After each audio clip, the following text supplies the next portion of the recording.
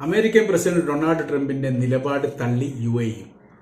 തങ്ങൾക്ക് കൃത്യമായിരിക്കുന്ന നിലപാട് പലസ്തീന്റെ കാര്യത്തിൽ ഉണ്ട് എന്നുള്ളതും ട്രംപിന്റെ ഗസയിൽ നിന്നുള്ള പലസ്തീനുകളെ പിന്മാറ്റുന്ന നിലപാട് സമീപനങ്ങൾ അംഗീകരിക്കാൻ വേണ്ടി സാധിക്കുകയില്ല എന്നുള്ള കാര്യവും UAE ഭരണാധികാരികൾ അമേരിക്കൻ സെക്രട്ടറി മാർക്കോ റൂബിയോട് നേരിട്ട് തന്നെ പറഞ്ഞു. സന്ദേശ കൈമാറ്റവുമായി ബന്ധപ്പെട്ട് UAE-യിലെത്തിയിരിക്കുന്ന അമേരിക്കയുടെ സ്റ്റേറ്റ് സെക്രട്ടറിയോടാണ് UAE തങ്ങളുടെ നിലപാട് പറഞ്ഞിരിക്കുന്നത്. ഗസ പുനർനിർമ്മാണവുമായി ബന്ധപ്പെട്ട് ഏത് തരത്തിലുള്ള സഹായം നൽകാൻ വേണ്ടി അറേബ്യൻ രാജ്യങ്ങൾ തയ്യാറാണ്.